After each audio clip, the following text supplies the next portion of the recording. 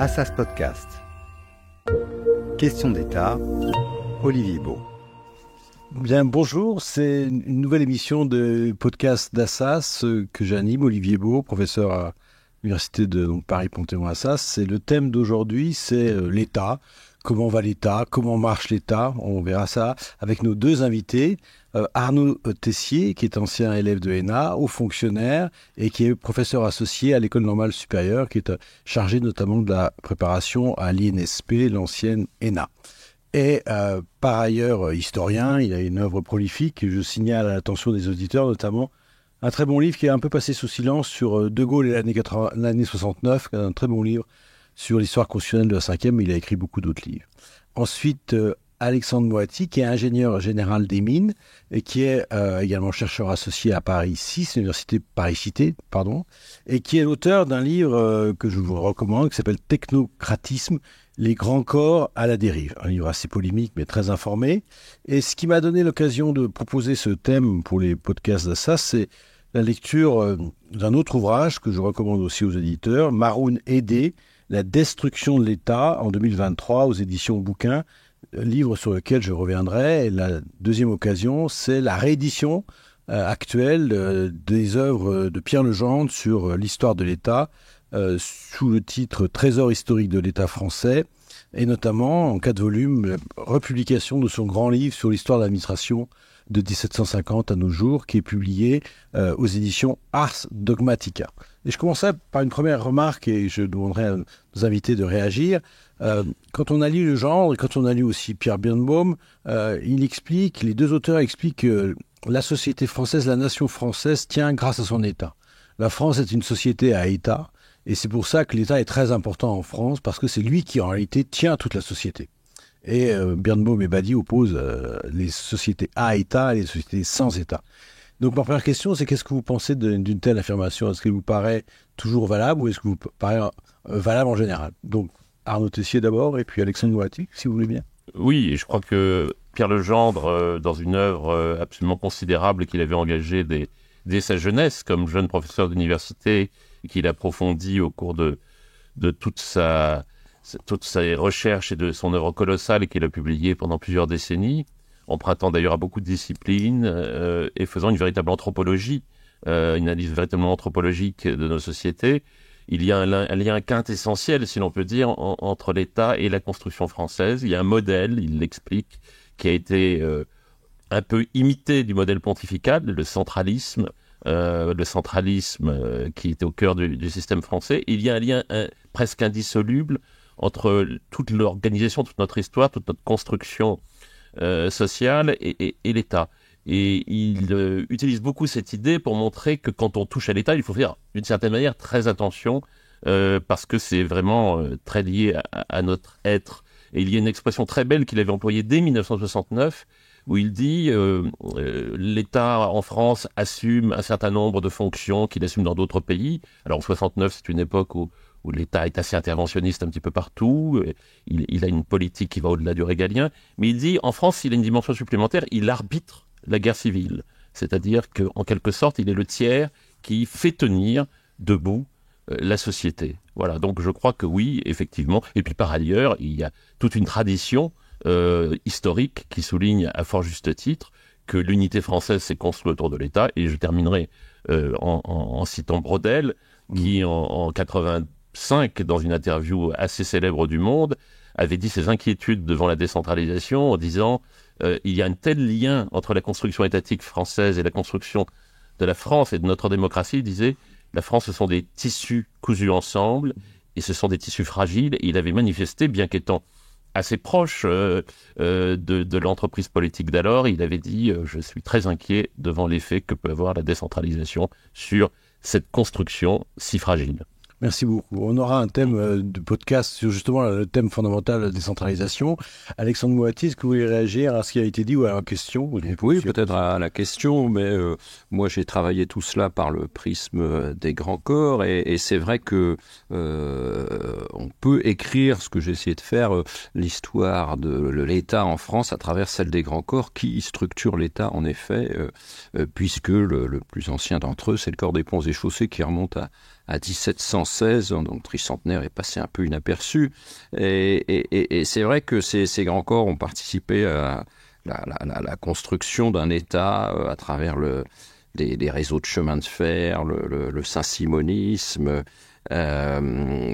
jusqu'à la deuxième révolution industrielle et jusqu'aux années 80 pour moi. Alors, vous dites mon livre est polémique mais étayé.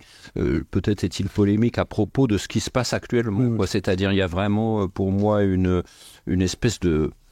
et c'est aussi le cas de ce que dit Maroun Eddé, une destruction de l'État au sens où on s'attaque intentionnellement, et là j'assume ce caractère polémique, avec cette réforme des grands corps finalement, que moi je vois de manière très, très négative, par exemple la suppression du corps préfectoral qui structurait l'État comme vous le dites, donc on peut penser ce qu'on veut du corps préfectoral, mais sa suppression pose beaucoup de problèmes. La suppression du corps diplomatique aussi, mais enfin on y reviendra, je suppose, à tout ça là, voilà. Merci beaucoup. Quand j'ai dit que le livre était polémique, c'était pas du tout péjoratif de ma part, au contraire, c'est un livre extrêmement intéressant, mais effectivement, vous portez une attaque assez sévère et aussi de l'intérieur, puisque vous connaissez bien les grands corps, contre justement la place trop importante de ces grands corps. Alors, on va peut-être revenir sur la question actuelle. J'ai cité tout à l'heure le livre de Maroun Eddé, La destruction de l'État. Lui, il a une thèse très forte, hein. Il démontre cette destruction de l'État depuis 3 décennies, et il a une expression très forte à laquelle je vous demanderai de réagir, qui est de dire qu'il s'agit d'un sabotage de l'État. Qu'est-ce que vous pensez de cette formule? Notamment, il parle de la destruction des services publics, c'est pas donc toutes les choses qu'on connaît, à l'hôpital, à l'école. Il cite beaucoup d'anecdotes très révélatrices du fait que l'État n'est plus en mesure d'assumer ses fonctions. Donc, est-ce que vous voudriez réagir déjà à cette première affirmation? Est-ce qu'elle vous paraît exagérée, ou en tout cas, est-ce qu'elle mérite d'être discutée en tout cas?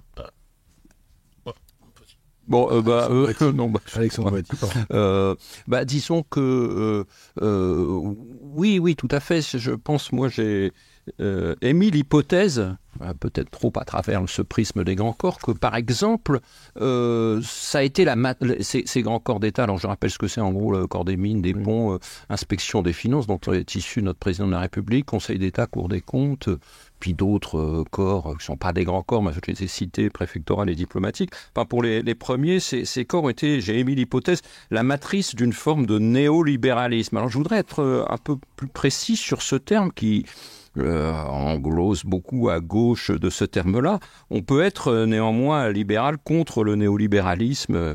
On peut faire une critique du néolibéralisme au sens où, je vais essayer de le définir, je m'y risque, c'est la mise sur le marché des fonctions régaliennes de l'État, par l'État lui-même en fait. Hein. Donc tout ce qui est décrit dans ce livre, à savoir l'hôpital, la santé, l'hôpital, l'université, c'est la mise sur le marché de domaines qui étaient plutôt régaliens. Et voilà, c'est ce qui se passe, je suis assez d'accord avec lui, depuis 30-40 ans sur... ce sont nos hauts fonctionnaires d'État, enfin une partie de ces hauts fonctionnaires, ceux qui ont le pouvoir, le plus haut pouvoir, qui ont participé d'une forme de néolibéralisme, étant eux-mêmes, puisque si on le définit par le fait que c'est l'État qui met en vente ses biens, qui privatise ses biens, tout ce qui est partenariat privé-public aussi, il y aurait beaucoup de choses à dire sur le partenariat privé-public en matière culturelle, dans plein de domaines. Eh bien voilà, c'est un peu ça qu'on voit se produire depuis 30 ans à travers cette matrice qui est les plus hauts responsables que nous avons à l'heure actuelle.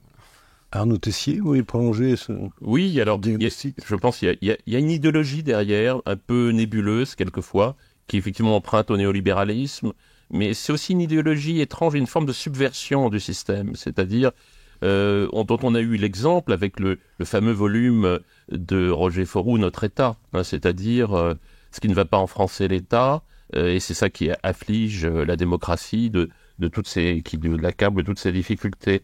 Mais il y a derrière effectivement l'idée que tout est marché. Alors ça a été beaucoup souligné aussi par Alain Supiot, à travers la gouvernance par les nombres, à travers l'idée que le droit devient lui-même un objet du marché, qu'il y a une concurrence entre les régimes juridiques. Et donc tout cela effectivement participe d'une forme d'idéologie, mais c'est ce qui est ce qu'il y a de pire dans ce type d'idéologie, c'est justement qu'elle n'est pas très assumée et qu'en réalité, elle gagne un peu tous les esprits, même ceux qui, au fond, ne sont pas forcément des adeptes du néolibéralisme. Mais il y a une sorte de langage d'auto-persuasion qui a envahi l'administration dans les années 80 et qui a été porté au début par la droite qui croyait s'inspirer du reaganisme et du thatcherisme, et puis ensuite a été adopté par la gauche, il faut bien le dire, et qui est qu'effectivement, c'est le système français qui est mauvais, et il faut s'inspirer, alors exemple néo-zélandais, exemple canadien, danois, etc., sans se soucier des spécificités françaises, et puis sans se soucier aussi de la façon dont ont évolué ces systèmes, qui par ailleurs, pendant ce temps, ont remis en cause un certain nombre de ces dogmes qui avaient mis en évidence. C'est un mouvement général. Alors, justement, il y a une expression de Pierre Legendre que j'aime beaucoup, parce qu'il parle de cette sorte d'invasion du management qui substitue au gouvernement des hommes l'administration des choses. Substitue au gouvernement des hommes l'administration des choses. Et on en a vu de multiples manifestations. Et il y a eu effectivement l'épisode qu'on connaît bien de la pénurie de masques, qui était très bien analysée à l'époque par un certain nombre d'observateurs. Donc je crois, je ne sais pas si c'est... Peut-être aujourd'hui, il y a quand même cette idée que l'État est un empêcheur de tourner en rond. Et j'ai toujours été frappé par une phrase que m'a tenue un jour un ancien élève de l'ENA, avec beaucoup de franchise ou de cynisme, au choix, qui m'avait dit, tu comprends, il ne faut pas que les meilleurs aillent servir l'État. On n'a pas besoin de gens de haute qualité dans l'administration. Les gens de haute qualité, ils doivent aller dans l'entreprise, ils doivent créer des cabinets de consultants, ils doivent aller dans l'économie concurrentielle, etc. Et ça, c'est terrible, parce que je ne sais pas si c'est une idéologie, je ne sais pas si c'est un plan préconçu, mais c'est la négation de tout ce qui a permis à la France d'être ce qu'elle est aujourd'hui, et c'est ce qu'explique très bien le livre sur la destruction de l'État. C'est-à-dire, il y a un modèle, et ce qui est extraordinaire, je terminerai par là, c'est que le discours continue. C'est ce que la formule tout à fait excellente, c'est l'idée que une sorte de volontarisme gaullien qui réapparaît dans le discours politique. Simplement, nous nous sommes privés nous-mêmes de l'outil qui avait servi le volontarisme gaullien. Merci, c'est effectivement ce que dit Mahon Nédé, c'est-à-dire que le discours macronien, c'est un discours gaullien, mais il n'y a plus d'État, il n'y a plus les moyens, l'intendance ne suit pas. Peut-être je répondais tout à fait sur ce que dit Arnaud Tessier, sur une idéologie qui emprunte au néolibéralisme, en effet. Alors moi, je l'ai appelé, c'est un très vilain mot, je l'assume, technocratisme. C'est un mot que j'ai découvert dans Georges Perec, Les Choses, 1965. Je dis que c'est un vilain mot, d'ailleurs, en première page. Et justement, Arnaud, vous rappelez en effet par exemple des figures comme Fauroux, mais on peut remonter plus loin. Moi j'ai étudié pour un colloque la littérature des inspecteurs des finances et des X-Mines dans les années 60. Alors, si on lit du Bloch-Léné, inspecteur des finances, du Saint-Jour, moins connu peut-être, du Gruson, on voit chez ces hauts fonctionnaires une façon de... l'État doit devenir, y compris gestionnaire des entreprises presque, c'est-à-dire que c'est les membres des grands corps d'État allant en entreprise. Bloch-Léné a été président du Crédit Lyonnais pendant longtemps, avant d'être démis par Giscard. Donc tous ces chefs d'entreprise sont meilleurs, assument mieux la direction des entreprises que les familles. C'est la fin des grandes entreprises familiales aussi à ce moment-là, avec la décolonisation, etc., la perte de marché. Et donc voilà, cette idéologie, on peut la faire remonter aussi. On en avait les prémices entre révolution, dernière chance pour la France, d'un inspecteur des finances polytechnicien qui s'appelle Monsieur Lauré. L'inventeur de la TVA. L'inventeur de la TVA, mais aussi l'inventeur le renforceur du contrôle fiscal, donc, puisque le poujadisme est dû à ça aussi. Donc 1955, révolution, une dernière chance pour la France, de Lauré. Quand on était reçu à Polytechnique, on recevait une belle lettre de Monsieur Lauré en disant « Cher camarade, il faut que tu sois à la Société Générale ». Et beaucoup de polytechniciens sont à la Société Générale. Donc de 1955 à 2016, révolution de Macron, il y a comme une vaste littérature des inspecteurs des finances et des membres de grands corps qui qui nous disent ce que doit être l'État, et on peut aussi... je ne savais pas que c'était de Pierre Legendre, moi je l'attribuais le gouvernement des hommes et l'administration des choses, c'est aussi Saint-Simon, c'est une dérive du saint-simonisme. Oui, voilà, qu'on peut au départ paver de bonnes intentions, et puis petit à petit qui va devenir cette fois-ci bureaucratique, on peut utiliser ce terme-là. Mais il y a une question quand même que soulève votre propos, c'est quand même... qui est d'ailleurs qui figure dans le livre de Marounédé, c'est que quand même dans un premier temps le technocratisme, c'est-à-dire le fait que l'État français soit gouverné par des technocrates, produit des résultats positifs. Quand le gaullisme industrialise la France, c'est une réussite, et cette réussite maintenant elle n'existe plus, donc il y a quelque chose qui s'est brisé. D'un côté l'État peut être en France, peut être utile et efficace, aujourd'hui il est inutile parce qu'il n'a plus de moyens, et inefficace parce qu'évidemment il n'a plus du tout de moyens. Qu'est-ce que vous en pensez, Arnaud Tessier ? Parce que je pense que la période gaulienne est l'apogée de quelque chose qui est assez extraordinaire dans notre histoire, c'est la réarticulation de deux forces qui étaient désarticulées depuis la Révolution française, qui sont la constitution politique et la constitution administrative. En réalité, jusqu'en 1958, à travers les différents régimes, et Dieu sait qu'il y en a eu, puisqu'on les a tous essayés, les différents régimes constitutionnels que la France a connus, l'administration, elle est restée stable. C'est la construction ou reconstruction du consulat de Bonaparte. Et finalement, elle a été conservée, cette constitution administrative, voire renforcée par De Gaulle.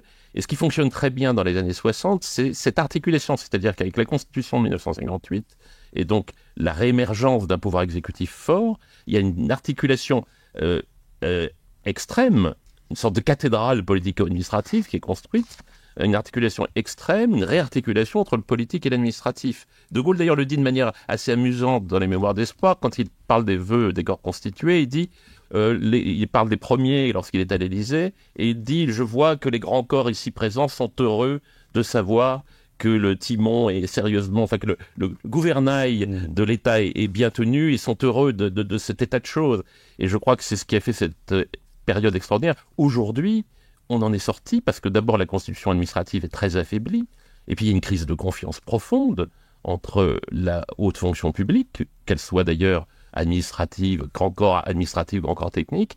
Il y a une désarticulation et une incompréhension profonde entre la haute fonction publique et le pouvoir politique, puisque le pouvoir politique donne l'impression, et il l'a montré par ses décisions, de ne plus avoir confiance, en tout cas de vouloir se défaire d'un certain modèle d'administration hérité de 1945, et que la haute fonction publique a l'impression quand même qu'on veut plus ou moins la détruire, ou en tout cas la rendre plus liquide.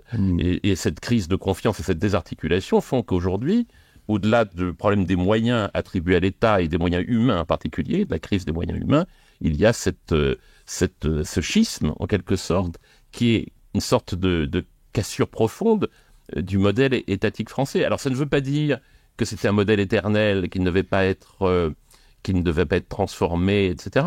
Mais le problème, c'est que là, on touche à quelque chose qui est si proche de notre colonne vertébrale institutionnelle et sociale, parce qu'il y a aussi une constitution sociale derrière, qu'on est vraiment dans une situation effectivement très inquiétante et qui interdit évidemment un rôle très dynamique de l'État, comme il l'a joué dans les années 60. Merci. Alexandre Boati, oui. Alors peut-être... je prendrais le contre-pied total de ce que vient de dire Arnaud Tessier, mais peut-être les deux sont vrais aussi. Donc voilà, pour moi, je vois pas le paysage actuel comme une cassure entre la haute fonction publique et le politique. C'est-à-dire, je vois en revanche une fusion totale entre ce qui nous a été présenté comme le ni droite ni gauche. Pour moi, le ni droite ni gauche, c'est le triomphe de la technocratie des grands corps. Si vous voulez, ça est incarné par Monsieur Macron, et donc je crois que, enfin, moi j'axe mes réflexions sur vraiment une prise de pouvoir par une certaine frange de la haute fonction publique. Je sais, Arnaud, que vous avez, comme moi, beaucoup de respect pour la haute fonction publique, mais une frange qui s'est dédouanée complètement. On disait les meilleurs d'entre nous, il faut mettre meilleurs entre guillemets peut-être, qui s'est affranchi de la tutelle du pouvoir politique. Il y avait déjà dans les années 60, vous le rappeliez Arnaud, que tous ces gens étaient épris, je crois que c'est une très bonne expression de Luc Roubaud, épris de gaullisme praxéologique, c'est-à-dire que c'était pas tellement gaullisme, mais ils aimaient bien le gaullisme en action, hein, voilà. Et donc voilà, ce que moi je vois depuis plus intensément depuis 2017, c'est vraiment le ni droite ni gauche comme étant le triomphe des grands corps et du technocratisme. N'oublions pas aussi une forme de technocratie de gauche qui est arrivée, dont on peut considérer M. Macron issu au départ en tout cas, une forme de technocratie de gauche qui a commencé en 84 avec les réseaux fabusiens, etc., qui sont encore très actifs. Je ne veux pas du tout apparaître comme voyant des réseaux partout, mais je pense que cette analyse mérite d'être faite, comment la conversion de la gauche au néolibéralisme, on va dire, est beaucoup passée par les grands corps, par la Fondation Saint-Simon 1982-1999, par les directeurs de cabinet, inspecteurs des finances, Monsieur Lamy, Monsieur Naoui, dont on voit qu'il est un peu dans la mouise à l'heure actuelle, par une partie du CRS aussi curieusement que ça puisse paraître, le CRS, il y avait Monsieur Gomez, inspecteur des finances, qui est devenu patron de Thomson, etc. Donc je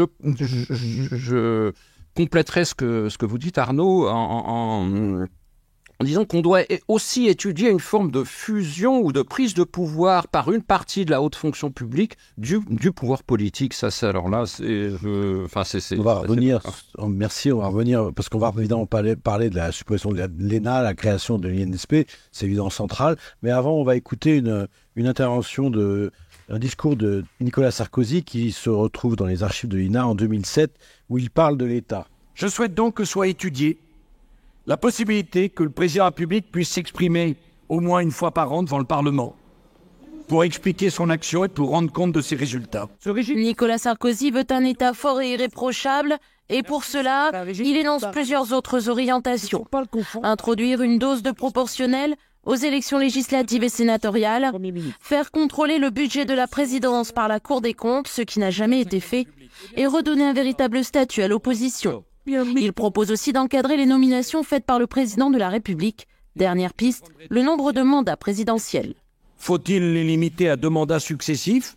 Parce que moi je pense que l'énergie que l'on met à durer, on ne la met pas à agir. Et moi, j'ai été élu pour agir, pas pour durer.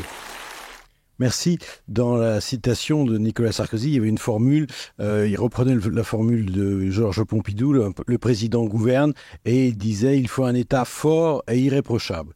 Et dans les réformes qu'il propose, ce sont des réformes d'ordre constitutionnel. Ce qui me paraît frappant, et je voudrais avoir votre opinion dans ce discours, c'est qu'il oublie, peut-être le plus important, ce dont on parle d'ailleurs en réalité depuis quelque temps, ici, c'est l'administration. Qu'est-ce que vous en pensez, Arnaud Tessier ? Oui, il n'aimait pas beaucoup l'administration. D'ailleurs, il le reconnaissait lui-même, même s'il était environné de hauts fonctionnaires. C'est un peu un inventaire à la Prévert, ce qu'on a entendu. C'est-à-dire qu'il y a, en fait, c'est essentiellement, effectivement, des mesures d'ordre constitutionnel. Et il ne parle pas de l'administration. Et d'ailleurs, je crois que c'est lui qui a d'abord délocalisé, puis supprimé les vœux des corps constitués, croyant qu'il s'adressait à sa personne et non à l'institution. Il avait oublié les 2 corps du roi, ça arrive souvent. Et je crois que là, oui, il y a un oubli. Il y a une idée qui est apparue dans les années 2000, qui était assez étrange, et qui était portée par M. Raffarin, qui était de dire l'État va se réformer parce qu'on va décentraliser de manière accélérée, et c'est la décentralisation qui obligera l'État à se transformer. Donc l'idée qu'on puisse porter une réforme constructive de l'État n'a jamais vraiment habité les dirigeants depuis une trentaine d'années. Il s'agit toujours de simplifier, de réduire les effectifs, de réduire les moyens, mais jamais une vision un petit peu dynamique, c'est-à-dire quelle mission on attend de l'État. Or, c'est un sujet colossal. Je pensais naïvement, mais vraiment avec une naïveté qui me surprend moi-même avec le recul, que la crise du Covid, qui a montré que toute la société, toute l'économie française, et pas seulement en France, était portée par l'État, je pensais naïvement que ça allait produire une certaine prise de conscience sur ce sujet. C'est-à-dire que le politique devrait avoir une pensée un peu dynamique de l'État au lieu de réfléchir toujours en termes de moyens, en termes de réduction perpétuelle du périmètre. Le Covid aurait dû servir à cette prise de conscience puisque l'État est d'abord, un État fort est d'abord nécessaire pour faire face aux crises. Ben non, vous savez ce qu'il advint après. On n'est pas du tout parti sur cette logique. Donc je crois qu'effectivement, c'est assez révélateur. Et ce qui est très révélateur, c'est justement chez quelqu'un comme Nicolas Sarkozy, mais je pourrais citer bien d'autres personnalités du même courant politique, qui sont censées être quand même les héritiers, sinon du général de Gaulle, du moins de ce qu'a voulu être dès ses origines la Ve République, ils n'ont aucun discours construit, ni aucune pensée construite sur l'État. Ce n'est que le sujet du déficit budgétaire qui est réel, rapporté en quelque sorte à l'État omnipotent. Il n'y a pas de pensée, en tout cas à droite, sur l'État, et il n'y en a plus à gauche non plus. Merci Alexandre. Peut-être justement pour focaliser sur Sarkozy, il faut noter, et moi j'ai essayé de le faire justement en regardant l'influence des grands corps dans chacun des mandats présidentiels. Sarkozy, c'est le seul qui n'est pas issu d'un grand corps, avec Mitterrand, mais sont tous les deux des avocats, par rapport à Hollande, Chirac, Giscard, même Pompidou, Macron bien sûr, qui sont issus des grands corps. Et s'il y a une chose que je vois positivement à ce moment-là, c'est vraiment un desserrement de l'emprise des grands corps voulu par Sarkozy. Je vous donne un exemple, hein, c'est assez frappant. Par exemple, ce qui s'est passé sur le plateau de Saclay, en fait. Il y a eu une tentative de rapprochement voulu par l'Élysée à ce moment-là entre l'université d'Orsay, qui est quand même 15e au classement de Shanghai, si on prend ces critères même sur lesquels la technocratie juge l'université, donc 15e au classement de Shanghai, avec Polytechnique qui est entre 300 et 400e. Et donc, il y avait cette volonté de mettre ensemble ces systèmes d'enseignement sans détruire les grandes écoles. C'était pas son optique, ce n'est pas la mienne, mais les faire fonctionner ensemble. Et donc, voilà, je dirais juste que le mandat de Sarkozy, y compris dans certaines nominations, etc., s'est fait aussi de manière un peu différente de l'emprise habituelle des grands corps et notamment de cette fusion totale que j'ai décrite tout à l'heure. Voilà, c'était juste un petit bémol à apporter à cela. Merci. Il y a un point quand même qui est important que vous signalez dans votre livre, Alexandre Moatti, c'est la question de l'éthique de l'État. Il y a quand même des propos assez surprenants quand même de ces hauts fonctionnaires qui disent qu'ils vont, donc c'est ce qu'on appelle le pantouflage, ils vont dans le secteur privé et ils avouent très clairement, notamment David Azema, qui a eu un poste important dans la République, qui va dans une banque, je crois, et qui dit je vais dans le privé gagner de l'argent. Et donc, vous donnez aussi d'autres exemples, Alexandre Moatti, notamment du fait de la réforme des autoroutes où les ponts et chaussées sont en fait, les fonctionnaires des ponts et chaussées ont en fait intérêt à une sorte de privatisation parce que les primes qui leur sont affectées vont dépendre de ce qu'ils vont faire. Donc, ils ont une sorte de collusion, de mélange d'intérêts, de conflit d'intérêts, ce qui fait que l'éthique de l'État disparaît beaucoup. Donc, comment est-ce qu'on peut penser un État si justement ce qu'il sous-tend, c'est l'éthique de l'État, alors ce qu'on appelle l'esprit du service public ou l'esprit du bien commun, disparaît. Donc comment vous appréciez ça, Alexandre Moatti ? Tout à fait. Cela me revient maintenant sur l'éthique de l'État. C'est vous que je cite, Olivier Beau, et votre article sur le rapport Thierry. Et donc, c'est une belle expression que vous avez eue là. On cite Azema. Azema, c'est un peu comme Churruc, vous savez, qui dit on veut la faiblesse, l'usine, l'industrie sans usine. Azema, il a bon dos. Churruc, il a bon dos parce que toute la désindustrialisation, elle s'est faite comme les pétroliers qui dégazent derrière quand il y a une marée noire.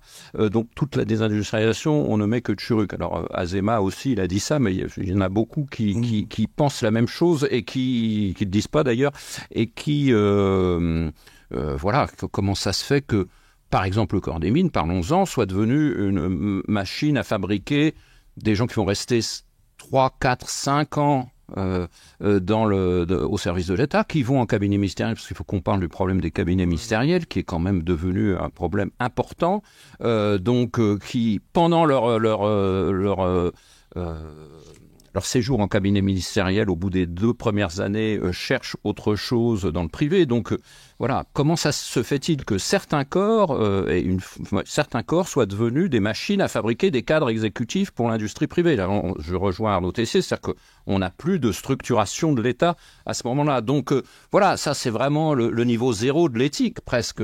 C'est-à-dire qu'on est complètement ontologiquement à côté des missions qui sont les nôtres en tant que membre de grands corps. Donc, ça, faut absolument... après, on peut parler d'éthique, une meilleure formation aux sciences humaines et sociales chez les polytechniciens, etc. Bon, c'est autre chose. Ça donne un certain recul, un certain... mais en premier lieu, c'est vraiment ontologiquement, qu'est-ce que sont devenus une partie de ces corps là, voilà. Donc, Arnaud Tessier, vous voulez rajouter quelque chose sur cette question effectivement fondamentale de l'éthique et de la manière dont l'État essaye de réguler cette question? Alors le pantouflage, il y a une partie qui s'explique par le fait que, et c'est particulièrement vrai pour certains corps d'ingénieurs, l'État ne propose plus des déroulements de carrière suffisamment construits qui permettent de garder durablement sur une carrière entière des compétences dont on a besoin. Alors ça, c'est un problème fondamental dans l'organisation de l'État et dans l'organisation des carrières. Donc il y a un moment où les gens sont tentés d'aller à l'extérieur de l'État parce qu'ils ne peuvent plus dérouler de carrière avec des responsabilités intéressantes. Mais il y a aussi effectivement des manquements à l'éthique, alors qui ne sont pas tout à fait nouveaux, puisque c'est un fait peu connu. À la Libération, il y a eu un arrêté du gouvernement provisoire, un texte qui était pris du gouvernement provisoire par De Gaulle, qui établissait, il aimait beaucoup l'inspection des finances, il en était entouré, il y avait Maurice Coff de Murville, mais il y a un texte qui spécifiait que si un inspecteur des finances partait avant 8 ans ou 10 ans dans le privé, sans avoir accompli ses services dans l'État, il était révoqué automatiquement. Je ne suis pas sûr que ce texte ait jamais été appliqué. Mais donc, cette problématique est ancienne. Mais elle a pris, je crois, une ampleur considérable à cause de ce qui s'est passé dans les années 80. Parce qu'avant l'arrivée de la gauche au pouvoir, en 1980, à l'époque de l'État giscardien, les hauts fonctionnaires étaient très présents dans la société, parce que l'État était présent dans la société, dans la vie économique, mais c'était un peu le modèle que j'appellerais du libéralisme d'État gaulien. Et puis il y a eu l'arrivée au pouvoir de la gauche, les nationalisations, et donc en réalité, la haute fonction publique a envahi, pour des raisons d'ailleurs logiques, toutes sortes de postes à responsabilité dans l'économie, parce que tout simplement l'État prenait le contrôle d'un certain nombre de leviers économiques. Puis quand la vague a reflué, beaucoup de hauts fonctionnaires sont restés en réalité séduits par les charmes du privé, et je crois qu'il y a eu aussi une mutation culturelle qui fait que beaucoup de hauts fonctionnaires à l'époque, finalement, se sont laissés avaler par le monde de l'entreprise et ont oublié peut-être un certain nombre de règles d'anthologie. Mais je dirais quand même, et c'est là que souvent c'est pour ça qu'on a des divergences d'analyse tous les deux, c'est que moi je ne parle pas seulement que des grands corps, et en particulier dans la haute fonction publique administrative, les grands corps ce n'est qu'une portion tout à fait minoritaire de la haute administration. Il y a les administrateurs civils, il y a toutes sortes il y avait toutes sortes de corps de la haute fonction publique administrative qui n'étaient pas touchés ou pratiquement pas du tout par le phénomène du pantouflage. Donc je pense qu'il y a eu une élite dans l'élite, en quelque sorte, qui a cédé aux sirènes et qui s'est laissé subvertir, ou qui a subverti les autres, effectivement, par l'idéologie qu'on évoquait tout à l'heure, mais qui ne représente pas l'ensemble de la structure de la haute fonction publique et qui, de ce fait, a été un peu une victime collatérale de ce qui s'est passé. On va peut-être parler maintenant, merci, de la réforme de l'ENA, enfin la création de l'INSP, l'Institut national du service public, qui s'est substitué à l'ENA en partie. Est-ce que vous pouvez, celui qui voudra évidemment, exposer d'abord aux auditeurs le sens profond de cette réforme, le contenu de cette réforme, puis sa portée, peut-être Alexandre Moiti qui a des mots très critiques à la fois dans un article paru dans Commentaires et puis également dans son livre dont j'ai oublié de dire, Technocratisme, qu'il est paru aux éditions Amsterdam. Anis. Ça tombe bien, je voulais aussi rebondir sur ce que disait Arnaud Tessier. En effet, je critique les grands corps et il y a tout à côté, évidemment, une haute fonction publique encore tout à fait vaillante, heureusement. Mais justement, on s'y est attaqué à travers cette réforme de l'ENA. Alors, même Arnaud, vous faites des préparations pour l'INSP, donc je ne sais pas si vous arriverez à être aussi critique que je peux l'être. Mais justement, pourquoi avoir touché l'ENA ? Je cite souvent un exemple qui est assez... quand on tape www.ena.fr, c'est assez rare de voir ça sur Internet, on a un message d'erreur qui nous dit d'aller sur insp.fr. C'est-à-dire qu'on n'a pas de renvoi direct. Je dois vous dire que dans ma vie d'internaute, je n'ai jamais vu ça. Où va se cacher la velléité politique ? C'est justement dans ces... Vraiment, on a modifié l'ENA en INSP puisqu'il y a un message d'erreur. Donc, mis à part cette anecdote, je pense qu'en effet, on a un peu jeté le bébé avec l'eau du bain. C'est-à-dire que à vouloir... érailler à la marge les grands corps, on s'est privé d'une structure qui fonctionnait correctement. Et je crois que plusieurs, je pense que celui qui vous a succédé à la présidence de l'association des anciens élèves l'avait dit. Le dernier directeur de l'ENA l'avait dit aussi à mots couverts que c'était pas forcément la meilleure idée. Est-ce que j'ajoute, donc c'est pas ça. On a fait quelque chose alors qu'il y avait beaucoup de hauts fonctionnaires issus de l'ENA qui faisaient vaillamment leur travail et correctement et ontologiquement leur travail, déontologiquement leur travail.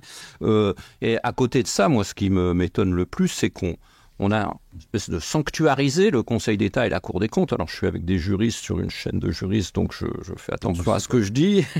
Mais cette sanctuarisation du Conseil d'État et de la Cour des comptes les spécifie encore plus comme des voies royales, par exemple vers la politique. Et ça, on peut aussi parler du fait que des conseillers d'État, les présidents des plus grandes régions françaises sont des conseillers d'État. Enfin, je veux dire, il y a aussi une évolution de ces grands corps vers la politique qui est tout à fait comme l'ont été les présidents de la République, etc. Donc, cette sanctuarisation, c'est aussi, au départ, la réforme Thierry disait, on va découpler. On pourra rentrer au Conseil d'État que 5 ans après la sortie de l'INSP. Puis, par un tour de passe-passe, on peut tout à fait suivre cela. C'est devenu 2 ans. Vous me contredirez, Arnaud, si j'ai tort. C'est devenu 2 ans. Ce délai est devenu 2 ans. C'est Macron qui a mis ça quand il a repris en main la réforme de l'État en début 2021, je crois. Donc, passer de 5 ans à 2 ans. Et maintenant, j'ai appris l'autre jour à une réunion de l'Amicale du Corps des Mines que le Conseil d'État prenait exactement pendant les 2 ans en auditeur à l'essai le nombre de ceux qui voulaient intégrer. C'est-à-dire que ça correspond de 5 ans et quelque chose d'assez ouvert éventuellement avec d'autres profils à 2 ans et ensuite pendant les 2 ans de prendre exactement le même nombre de gens, ça veut dire qu'on les a déjà sélectionnés à la sortie de l'INSP. Donc voilà, toutes les bonnes intentions qu'il pouvait y avoir, et c'était pas une mauvaise intention de découpler l'entrée dans un corps de la sortie de l'INSP ou de l'X, sont tombées assez rapidement en fait. Arnaud Tessier, vous connaissez parfaitement ce dossier, puisque non seulement vous dirigez cette prépéna INSP à Cannes-Levade, et que vous êtes ancien président de l'association des anciens élèves de l'ENA. Donc, quelle est votre opinion sur, en tout cas, peut-être décrire le contenu, qu'est-ce qui a changé fondamentalement? Alors, je pense d'abord, et c'est ce que je dis à mes étudiants, ou à ceux qui veulent préparer les concours, pas seulement l'INSP d'ailleurs, parce que nous préparons à d'autres grands concours, à plus, comme on dit, l'INET, les grands concours des assemblées parlementaires, etc., directeur d'hôpital, c'est que l'INSP, ce n'est pas l'ENA qui continue sous un autre nom, et Alexandre Moati avait tout à fait raison de souligner cette sorte de volonté d'éradication, puisque même d'ailleurs, dans certains documents, mais ça a disparu heureusement, sur le site qui permet aux fonctionnaires de voir son dossier de retraite, les gens qui avaient fait l'ENA étaient présentés comme anciens élèves de l'INSP. C'est-à-dire comme si l'INSP s'était substitué rétroactivement à l'ENA. Donc il y avait quand même une volonté très nette chez Emmanuel Macron en 2021. D'ailleurs, il a annoncé, c'était la suppression de l'ENA. L'ENA a bien été supprimée et on a créé une autre école à la place qui s'appelle l'INSP. Donc il faut déjà dissiper tout malentendu. Ce n'est pas l'ENA qui continue sous un autre nom. Ensuite, l'INSP vient de réformer ses épreuves au concours d'entrée, qui donne beaucoup plus de place à l'oral et à l'oral de personnalité. Donc c'est un certain basculement quand même dans les méthodes. C'est la volonté, le terme était employé, de désacadémiser le concours. Et donc c'est vraiment un mode de recrutement un peu différent. Et puis surtout, l'INSP n'a plus les mêmes débouchés qu'avait l'ENA, puisqu'il n'ouvre plus sur des corps qui ont disparu, pour la plupart, sauf ils ouvrent sur le corps d'administrateurs de l'État, ce qui fait que l'INSP demeure une voie très intéressante, puisqu'il donne un accès privilégié au corps des administrateurs de l'État, et à travers le corps des administrateurs de l'État, on peut espérer faire une carrière, non seulement dans la fonction publique d'État, mais dans les hautes fonctions publiques. Donc l'INSP a un avenir, mais simplement, on est confronté à un sujet, c'est quel va être l'avenir de son attractivité, puisqu'il y a un effet d'optique, mais lorsque les étudiants qui se destinent à l'administration vont comprendre que les paramètres ne sont plus les mêmes, ça peut avoir un effet sur l'attractivité. C'est la grande inconnue. Donc nous préparons toujours avec volontarisme à l'INSP, mais nous sommes bien conscients du fait que le paysage a changé et que notamment les autres grandes écoles de services publics donnent accès maintenant strictement aux mêmes carrières que l'INSP. Donc pour l'INSP, ce n'est pas l'ENA qui continue sous un autre nom, C'est une institution qui peut avoir un avenir, mais cet avenir, évidemment, est incertain à raison de ces doutes que j'évoquais. Alors, ensuite, il y a effectivement le plus important dans ce qu'avait annoncé Emmanuel Macron, c'était l'arbre qui cachait la forêt. C'était pas en soi la suppression de l'ENA, mais c'était la suppression des corps, à l'exception du Conseil d'État et de la Cour des comptes, dont le régime est constitutionnel, comme chacun sait. Donc disparaissent les inspections générales, disparaît y compris l'inspection des finances, même s'il persiste à vouloir dire le contraire, comme corps, je veux dire, disparaissent les inspections générales, disparaissent la préfectorale, disparaissent le corps diplomatique, etc. Et donc, ça veut dire que désormais, les carrières se feront sur des emplois à durée limitée, et donc ça sera une haute fonction publique dont certains craignent qu'elle soit moins professionnelle et surtout beaucoup plus soumise aux politiques. À l'américaine. Voilà. Et ça, le risque est réel. Et s'agissant du Conseil d'État et de la Cour des comptes, oui, c'est extraordinaire, comme le soulignait Alexandre Moatti, parce qu'en réalité, je ne les blâme pas, ils sont cherchés à retomber sur leurs pieds, mais on a supprimé le classement en disant que c'était une sorte de privilège qui permettait au grand corps de s'alimenter en recevant les meilleurs, mais enfin, c'était quand même les élèves qui avaient le choix de choisir. Aujourd'hui, on a supprimé le classement et en réalité, ce sont maintenant les grands corps qui subsistent, au Conseil d'État et la Cour des comptes, qui choisissent. Et ça, c'est quand même terrifiant, parce que c'est le contraire de ce qu'on prétendait faire. Et je me souviendrai toujours de ce que me disait Philippe Séguin, qui était sorti à la Cour des comptes et qui me disait, moi je défends le classement, parce que s'il n'y avait pas le classement, je ne serais jamais sorti à la Cour des comptes. Alors, je ne dis pas que les recrutements qui sont faits actuellement, loin de moi cette idée, sont mauvais, mais simplement, il y a évidemment un risque qui se présentera à l'avenir, c'est que ces grands corps choisissent ou soient portés par une sorte de réflexe un peu naturel à choisir certains types de profils plutôt que tel autre, alors que finalement, le système de l'ENA, si critiqué, laissait une place à l'incertitude et finalement à une sorte de liberté sociologique, même si, évidemment, ce n'était pas parfait. Alors, je vais donner la parole tout de suite à Alexandre Moatti. Juste un commentaire quand même sur ce que vous avez dit. Le fait de renforcer l'oral, quand même, c'est quand même largement antidémocratique. Parce qu'on sait très bien que les élèves issus de milieux sociaux défavorisés, s'ils sont très bons élèves, ont moins de facilité à l'oral. Donc, est-ce qu'il y a un biais, enfin, à mon avis, absolument discutable. C'est ce que j'appelle l'esprit Sciences Po, où il s'agit de parler bien de choses de façon un peu superficielle, sans avoir forcément beaucoup lu et travaillé.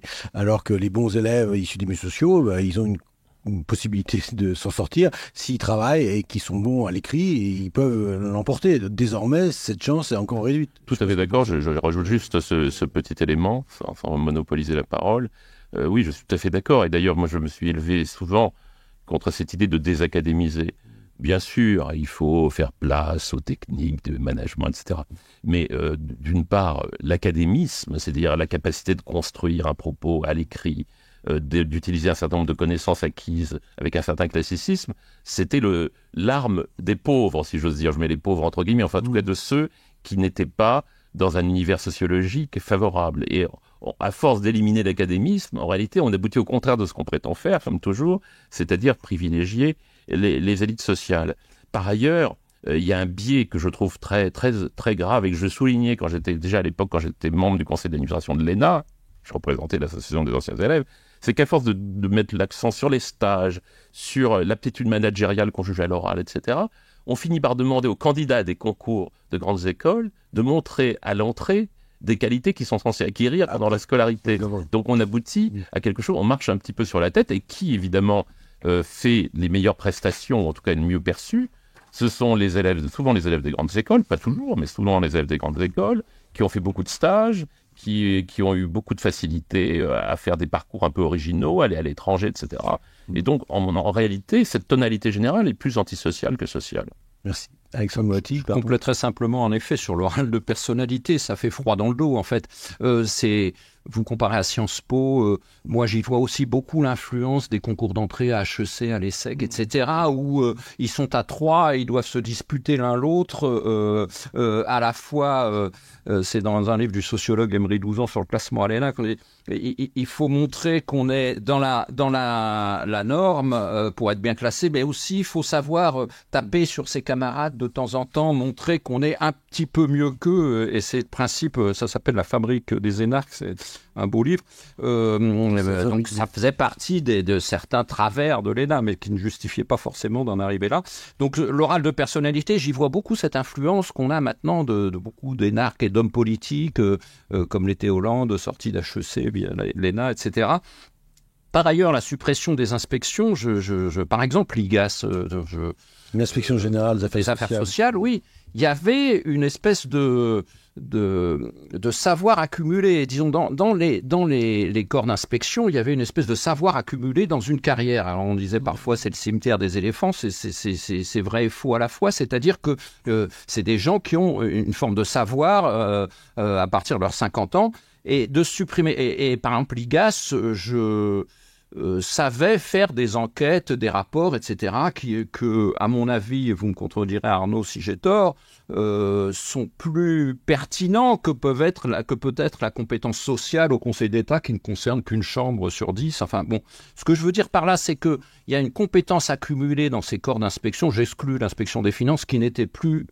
L'inspection des finances n'était plus en elle-même, c'est-à-dire elle était partout sauf à l'inspection des finances. Donc, après tout, voilà, elle a ce qu'elle mérite d'une certaine façon. Mais des corps comme l'IGAS, c'était vraiment un savoir accumulé. Et supprimer ça, comme le corps préfectoral d'ailleurs. Le corps diplomatique aussi. Le corps diplomatique, absolument. Quand on voit les incursions de nos hommes politiques dans la diplomatie, ça fait froid dans le dos aussi. Oui. Donc, je vais plus loin, et c'est là que vous pouvez me qualifier peut-être de polémique, mais de manière assez étayée quand même. C'est un rapport pathologique au savoir. Moi, je dis le rapport du pouvoir actuel au savoir. C'est la négation d'une forme de compétence accumulée dans une carrière chez des hauts fonctionnaires. Parfois, on peut accepter des hauts fonctionnaires rétro-pantouflés aussi, pourquoi pas, mais c'est la négation de ce rapport au savoir qui est vraiment, et qu'on voit dans beaucoup de domaines de la politique actuelle. Merci. On peut rajouter sur l'IGAS, par exemple, moi j'avais lu le rapport de M. Lucas dans l'affaire de son contaminé. L'institution qui a vraiment bien décortiqué le phénomène, c'est l'IGAS. Donc c'est vraiment une inspection de qualité et c'est une grande perte, à mon avis, que de l'avoir supprimée. Peut-être une question justement sur cette question du rapport au savoir. Dans votre livre, Alexandre Moati, vous citez à juste titre un livre qui m'avait beaucoup marqué quand j'étais étudiant, qui était le livre d'Ezra Soleiman.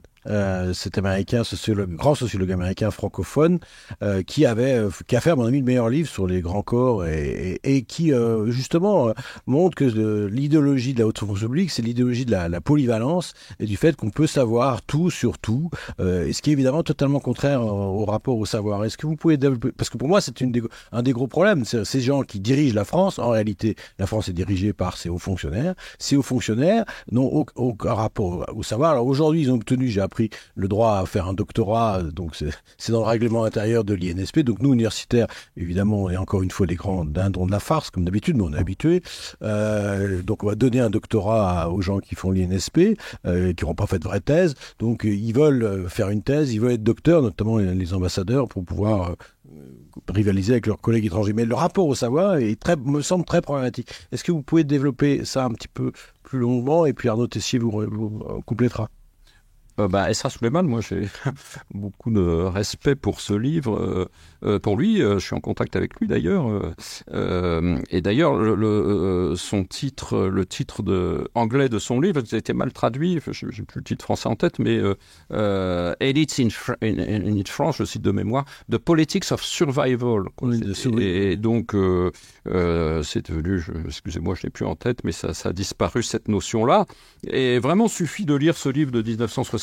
Il paraît en même temps que le premier Birnbaum, d'ailleurs, c'est assez intéressant de voir cette analyse-là. Et il y a tout, il suffit de changer les noms. Enfin, vous changez Monsieur Jouven, l'ancien patron de Péchinet, en Monsieur Beffa, ancien patron de Saint-Gobain, etc. Vous avez... Alors, qu'est-ce qui prouve? Oui, alors, donc... c'est ce que vous avez dit. D'abord, Soleiman, il définit tout à fait une frange des membres des grands corps qui utilisent le système à son profit. Je n'aime pas trop ce mot système parce qu'il peut être vraiment très, très galvaudé, mais on le trouve chez Guizot déjà, le mot système, je le rappelle dans mon livre, donc on ne va pas soupçonner Guizot de complotisme, n'est-ce pas? Quand il décrit l'aristocratie de la fin de l'Ancien Régime. Donc voilà, donc Soleiman, il y a des points très importants qui soulignent, c'est une frange des membres des grands corps qui utilisent le système à son profit. Ensuite, il parle en effet de généralisme, ce qu'il appelle le généralisme, lui, qui finalement est une notion assez intéressante, qui est de dire c'est des gens qui sont compétents partout, qui veulent être compétents partout, qui se prétendent compétents partout. Il s'agit de montrer qu'on est compétent dans un domaine, mais pas trop non plus parce que faut que chaque corps puisse aller dans le plus de domaines possible. Donc voilà, je ne savais pas que l'INSP, je sais que c'était une longue demande du précédent directeur, une demande de longue date du précédent directeur de l'ENA aussi de faire des thèses. La Fédération des grands corps techniques de l'État avait appuyé ça, d'avoir des thèses. Ce sont des fausses thèses, des fausses thèses, on est bien d'accord. Thèses au rabais. C'est même, je pense, inférieur à ce que peuvent être des thèses VAE ou qui sont elles dirigées par l'université. Donc là, ça va être voilà. Donc c'est le système des corps, il est aussi le système des grandes écoles, il est aussi un peu mis en difficulté par tous ces aspects, classement de Shanghai, etc., puisque c'est les critères qu'ils prennent, qui ne parlent que d'université. Oui, donc ils ont besoin d'un président de l'IX un peu combattu, qui me disait mais c'est nous l'université, ouais, c'est ça, c'est-à-dire qu'il voulait s'approprier le terme université alors qu'il venait de se séparer complètement de l'université d'Orsay qui a quand même 15e au classement de Shanghai, et ça donnait lieu à une lettre ouverte de M. Wendelin Werner, médaille Fields, et de M. Albert Fer, qui sont pas des grands signataires de lettres ouvertes. Je ne sais pas si vous avez remarqué. Donc voilà, le terme université est une épine dans le pied, et le doctorat bien sûr, de notre système de grandes écoles et de grands corps, d'où cette façon d'essayer d'avoir des thèses au rabais, en effet, oui. Arnaud Tessier. Oui, moi, à titre personnel, j'ai jamais été très convaincu par cette histoire de dire que les élèves de grandes écoles administratives devaient être docteurs. Bon, ça, je pense que ce qui est important, c'est que la haute fonction publique administrante parle à l'université et à la recherche, et qu'il y ait des lieux où elle puisse leur parler. Et ces lieux, ils ont existé ou existent encore de manière très parcellaire. C'est tout ce qui peut être centre de prospective ou de réflexion. Mais comme on le sait, au sein de l'État, cette fonction est en déshérence. Il n'y a pas assez d'espace où l'université et la recherche peut parler à la haute fonction publique administrante. Mais ce n'est pas le même domaine. Donc je pense que c'est surtout ça. C'est comment les faire communiquer ensemble. Ensuite, le modèle généraliste, en tout cas s'agissant de l'ENA et de la haute fonction publique administrative, il avait une logique qui était celle de De Gaulle et de Debré, qui avaient constaté que l'administration d'avant-guerre était fragmentée, segmentée en grands ministères spécialisés, et ce qu'ils redoutaient, et ce qui est arrivé un petit peu ou beaucoup allait par la suite, c'est que les militaires gèrent l'armée, que les magistrats gèrent la justice et les professeurs de l'éducation nationale. Ils pensaient que c'était un métier que la gestion des administrations, etc. Et donc l'idée, c'était effectivement que les élèves de l'ENA soient formés selon, j'ose le mot, un même moule, sachant qu'ils ne devaient pas venir des mêmes origines. Le concours interne, c'était une innovation à l'ENA. Il n'y en avait pas dans les grandes écoles. C'est la première fois qu'on a créé un concours pour les fonctionnaires à l'ENA en 1945. Donc l'idée qu'il devait y avoir des origines diverses, mais qu'ils devaient être formés par un même moule, parce que l'idée de De Gaulle et de Debré, c'est qu'un haut fonctionnaire devait pouvoir passer d'un domaine à un autre relativement facilement, même s'il y avait ensuite des spécialisations par métier qui étaient nécessaires. Donc cette idée d'un tronc commun, en quelque sorte, et d'un esprit commun, il y avait un petit côté West Point administratif, et l'idée que c'était une école d'état-major. Alors cette dimension n'est pas à négliger, parce que la tendance à la resegmentation, elle est très forte. On la voit, et elle n'a pas cessé de jouer depuis 30 ou 40 ans. Chaque ministère veut, en quelque sorte, gérer ses cadres, fonctionner un petit peu en circuit fermé. Et alors, un des objectifs des réformes, affichés des réformes de 2021, enfin, qui ont suivi, c'est justement d'accroître la mobilité entre les ministères et les administrations. On va voir si cet effet positif sort de réforme, à mon avis négatif, si cet effet positif sort. J'en suis pas certain, mais ça sera intéressant de le voir.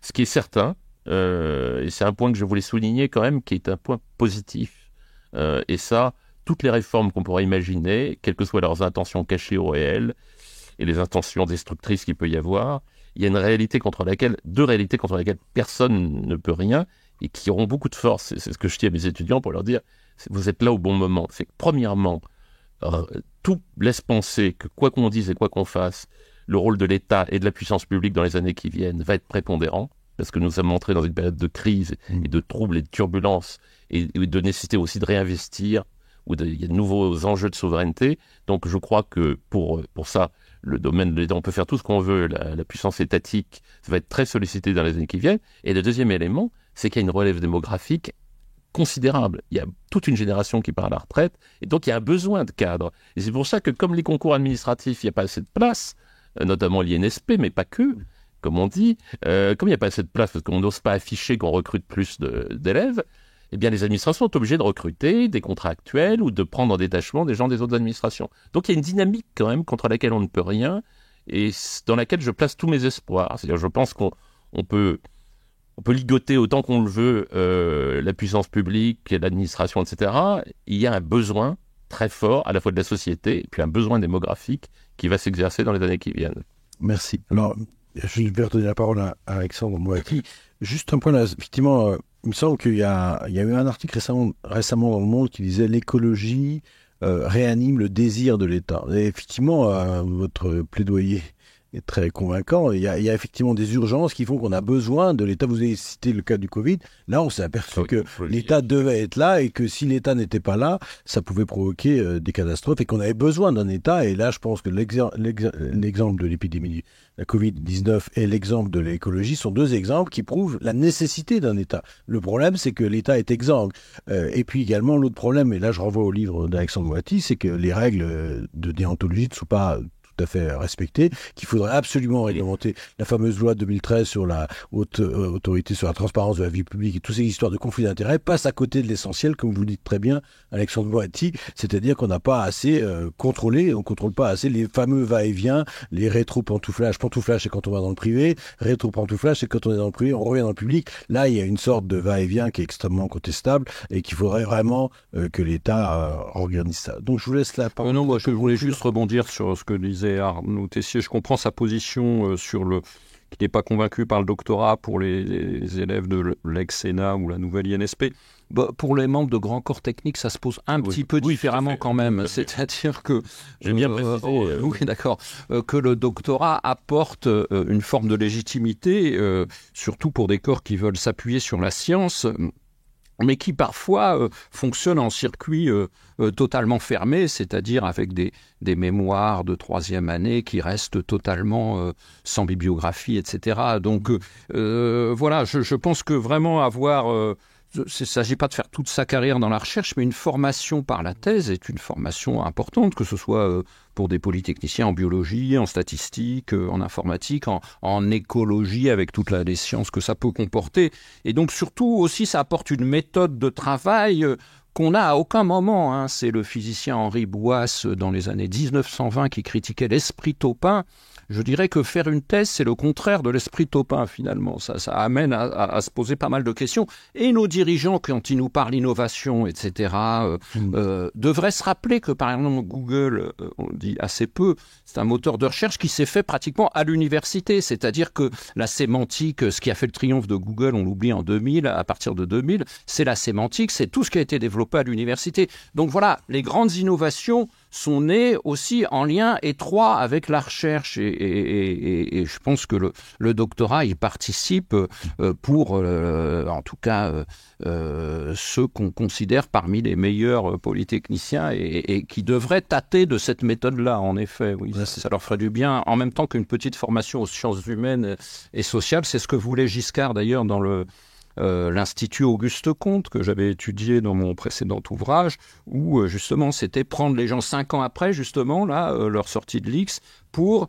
leur donner pas un vernis, finalement c'était 1 an de formation à quels sont les enjeux sociaux, chose qu'un jeune polytechnicien ne rencontre jamais dans sa carrière. Enfin, moi, c'est parce que j'ai réfléchi, j'ai passé une thèse, etc.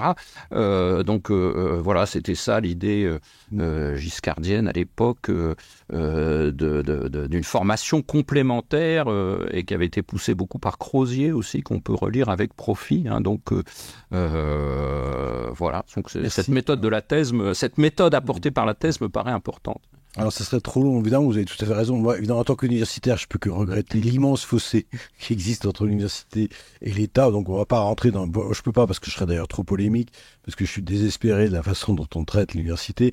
Donc, on va pas évidemment parler de ça ici, puisqu'on parle de l'État. Je pense qu'on est ici prisonnier d'une histoire, la séparation entre les grandes écoles et l'université qui est tragique aujourd'hui. On s'en aperçoit pour le destin français, je pense, qui est totalement anachronique. Je voudrais finir juste une dernière question qui m'est venue en lisant le livre de Maroun Edé, qui me paraît, c'est une question qui pose, donc, et qui me paraît vraiment abyssale d'une certaine manière, c'est pourquoi, si l'État est si important, pourquoi la destruction de l'État telle qu'il la démontre, pourquoi il n'y a pas de débat public sur l'État? Est-ce que vous avez une réponse? C'est ma dernière question à cette immense question.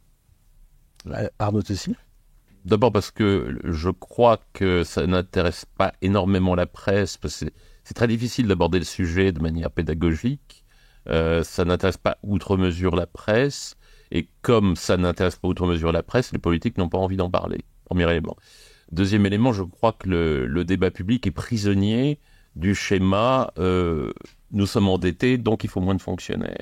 Alors une fois qu'on a dit ça, évidemment, le sujet est clos, et puis on voit les difficultés, parce que du coup, on se retrouve avec pas assez d'infirmiers, d'infirmières, pas assez de professeurs, pas assez de policiers, etc. etc. Donc à partir du moment où le débat public est enfermé dans cette équation, alors qu'en réalité, je cite toujours une note du Conseil d'analyse économique très intéressante de 2017, mais qui me paraît toujours valable, qui analyse la question des déficits, et qui montre, par exemple, que ce n'est pas du tout le nombre d'agents publics qui singularise la France et qui creuse ses déficits. La France est dans une moyenne haute, mais moins haute, par exemple, que la Grande-Bretagne, et qui tient au fait qu'elle a gardé un modèle d'éducation nationale publique. Mais ils disent, les auteurs de cette note, qui ne sont pas des étatistes forcenés, si on regarde de près, disent que les vrais déficits viennent des transferts sociaux et des aides aux entreprises. Donc il y a un vrai sujet de débat sur ce que devrait être l'État. Mais vous voyez bien qu'à chaque fois que la question de l'État est abordée politiquement, y compris à droite comme à gauche, il y a trop de fonctionnaires. Alors une fois que le débat est enfermé là-dedans, à savoir comment on les forme, s'ils doivent faire des doctorats ou pas, si c'est bien ou pas que sont désacadémisés les concours, évidemment ça n'intéresse personne. Et donc, en réalité, il en est de ce sujet comme d'autres. Il s'agit de l'investissement dans le futur, comment on forme nos élites et nos élites administratives. Est-ce qu'on veut toujours avoir des élites administratives, et comment on les forme, et comment on les motive, et comment on les attire, et comment on leur impose aussi effectivement des règles déontologiques. Ce sont ça les vrais sujets, mais tout ça est évidemment toujours mis de côté pour des raisons qui tiennent à la simplification outrancière de la façon dont on aborde l'État. Alexandre Moati, brièvement. Oui, bien sûr. Je dirais, moi, c'est un paradoxe qui me fascine, c'est au moment où... comme je vous l'ai dit, moi c'est ma lecture, c'est que les grands corps ont pris le pouvoir à travers Emmanuel Macron. C'est à ce moment-là que l'État est le plus déliquescent, quoi. À la fois ce qui représentait la quintessence de la formation, les grands corps d'État ont pris le pouvoir. C'est à ce moment-là que l'État est le plus déliquescent, et ça pose vraiment problème. Il y a des choses assez concrètes qu'on pourrait faire assez concrètement. Je dresse quelques pistes. Par exemple, un membre de corps en cabinet ministériel, un haut fonctionnaire en cabinet ministériel devrait repasser 2-3 ans dans son administration. Ça me fermerait un petit peu pour ne pas passer dans le privé directement. Il y a des choses qui pourraient être mises en débat assez facilement, en fait. Le fait qu'un conseiller d'État en exercice soit maire d'une grande ville actuelle, ça pose assez problème aussi. Donc voilà, il y a des choses qui pourraient être mises en débat, mais... Quel débat, en effet, vous avez raison. Merci. Alors, pour finir, je crois que j'ai oublié de citer le livre qui était un peu à l'origine de ce débat, qui est le livre d'Emmanuel Constantin, Dans la machine de l'État chez Gallimard. Et je renvoie les auditeurs aux commentaires qu'en a fait Alexandre Moati dans la revue Commentaires, L'État sans langue de bois. Point d'interrogation. Voilà, point d'interrogation, faut-il préciser. Je vous remercie beaucoup pour cette conversation qui fut pour moi en tout cas très enrichissante. Et je redonne rendez-vous aux auditeurs pour le prochain podcast qui portera sur les contentieux climatiques, c'est-à-dire sur la question de l'environnement. Merci beaucoup. Assas Podcast.